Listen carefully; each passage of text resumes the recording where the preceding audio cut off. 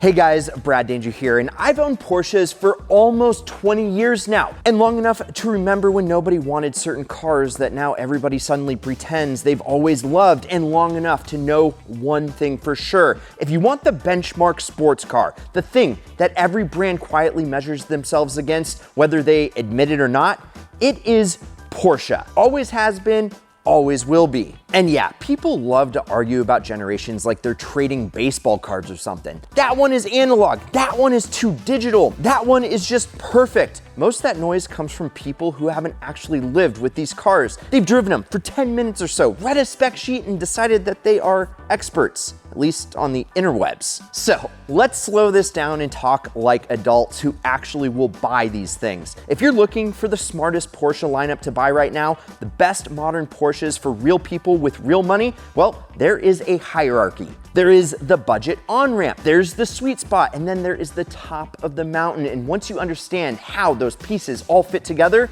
the decision, well, it gets a lot easier. So let's start with the cheapest modern Porsche that actually matters. Not a cope car, not a, well, technically car, a real one. The car is the 987 Cayman. This is the car everyone skipped when it was new and now quietly regrets. Mid-engine, naturally aspirated flat six, hydraulic steering, small by modern standards, light by Porsche standards, and most importantly, honest. On Classic.com, average transaction prices for a clean 987 Cayman or Cayman S sit roughly in the mid-20s to mid-30s depending on mileage and spec. You can still find driver quality examples in the low 20s if you're patient and realistic. That's insane when you think about what you're getting. This isn't a warm-up Porsche. This is a scalpel. The balance is unreal. The steering talks to you in full sentences. The chassis rotates. Instead of arguing, you don't have to be doing felony speeds to feel like you're actually driving something special. Now, I've driven a lot of cars that are faster on paper. I've driven a lot of cars that cost more. Very few feel as coherent as the Cayman. And here's the part people miss. This is the cheapest modern Porsche that still feels like Porsche before everything got bigger, heavier, and more insulated. It's the car you buy if you care more about the drive than the badge hierarchy. That is the on-ramp. That is your entry point. If you want to understand what Porsche does better than everyone else without lighting your bank account on fire, that is it. Hey guys, real quick, one entry. Yes, one entry is what changed Rocky's life forever. I'm beyond emotional, it's insane. GTR plus cash flown out for the weekend and his car delivered home to him in New York. Just imagine future you looking back and thinking, damn, I almost didn't enter. Don't be that guy. Hit the pin first comment down below and get entered to win your dream car plus cash while you still can. Now, back to the show. Now, let's talk about the main event, the reason that people show up in the first place, the Porsche 911. Every conversation about modern Porsche eventually ends up here because whether people want to admit it or not, the 911 is the reference. It always has been, but not all 911s are created equal, and the last 25 years has given us some very clear winners. So let's get this out of the way. The most analog 911 is what is behind me. The 997. That's not even a debate. Hydraulic steering, compact size, raw feedback. It's the car people mean when they say they don't make them like they used to. And within that generation, the 997 Turbo with a manual gearbox is one of the great all-time Porsches. Mesger engine, real clutch, real involvement. On Classic.com, average prices for manual 997 Turbos sit roughly in the 110 to 140 range, depending on condition, miles, and history. That's a lot of money. But you're buying a car that Porsche will never make again. A true analog turbocharged 911 with a manual transmission. That combination is extinct. Does it feel old? Yes. In the best way. It drives smaller than anything that came after it. It feels mechanical, it feels alive. And if you're the kind of person who values sensation over screens, this is one of the high points. But here's the thing, as good as the 997 is, it's not the sweet spot for most people anymore. And that's where the 991 comes in. If I had to explain the 991 in one sentence, it would be this. It is the perfect bridge between the analog era and the modern one. And that makes it ideal. The 991 takes everything that made the 997 special and layers in just enough refinement to make it livable without sterilizing it. The steering isn't hydraulic anymore, but it's still communicative. The chassis is bigger, but it's better controlled. The interior finally feels modern without turning into an iPad store. This is why I say 991 all day. The 991.1 Carrera S with a manual transmission is one of the smartest buys in the entire Porsche universe right now.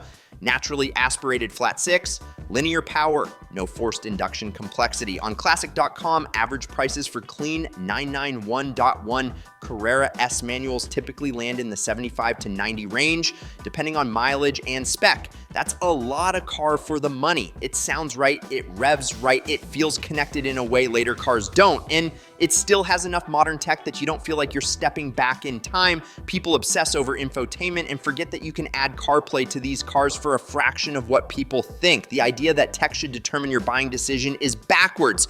Buy the car for how it drives. Everything else is secondary.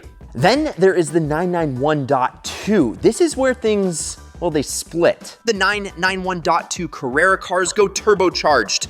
More torque, more efficiency, more speed, less drama. They're objectively quicker and subjectively calmer. Some people love that, some people don't. Where the 991.2 really shines is at the top end, and with a tune and a downpipe, and you're knocking on 500 horsepower's door. But the 991.2 Turbo S is a monster. Full stop. On Classic.com, average prices hover in the 150 to 160 range. This is supercar speed with zero stress. You can drive it to dinner, you can drive it across the country, you can embarrass almost anything from a stoplight. It's not analog, but it's not supposed to be. It is a weapon. And then there is the 991.2 GT tree with a manual transmission. This is the unicorn. This is the one people chase. Naturally aspirated, high-revving, 6-speed, motorsport DNA without the full race car punishment. On Classic.com, average prices for manual 991.2 GT3s are well into the 190 and beyond. Is it expensive? Yes. Is it worth it if you want the ultimate modern driver's 911? Also, yes. Now let's address the elephant in the room, the 992. The 992 is an incredible car. It's also a different philosophy. Bigger, wider, more refined, more tech, more touring than analog. On Classic.com, base 992 Carreras typically start around 110 and climb fast from there. And here's my honest take. If this is your daily driver, the 992 makes sense. The interior is excellent. The ride is superb. The performance is effortless. But if you're buying a weekend car, something you want to feel, something you want to engage with, the 991 is where the magic still lives. That's not nostalgia, that's calibration. Porsche didn't mess up the 992, they just finished the arc that started years ago. The 991 is the last generation where the balance between analog and modern still tilts toward the driver. And that is why when people ask me what to buy, I come back to the same answer over and over and over again.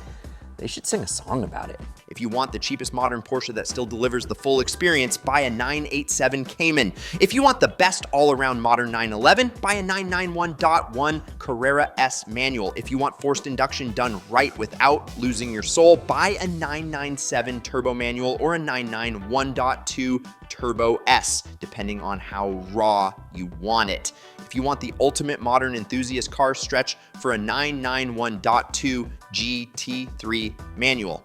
Everything else, it's a nuisance. Color matters, spec matters, history matters more than mileage, owners matter more than accident reports, and most importantly, buy the car that makes you want to open the garage just to, well, look at it. Because here's the thing nobody likes to say out loud. These cars, they're not investments, they are experiences. Some hold value better than others, and they all return a smile every single time that you twist that key in your left hand. Porsche is still the benchmark. They set the bar. And if you buy smart, you can get into one of the best sports cars ever made at almost every single budget level. You just have to know where the sweet spots are. And now, well, you do. So remember to go to winthisidealcar.com to get entered to win your dream car plus bonus cash, life-changing cash. Also, I've linked to Auto Tempest in the pinned first comment down below so you can go check out all these ideal Porsches. Like, subscribe, turn on that notification bell. Check out some of these ideal vids over here. I'm Brad Danger. This is Ideal. Promise me one thing, keep living the ideal Porsche lifestyle, baby.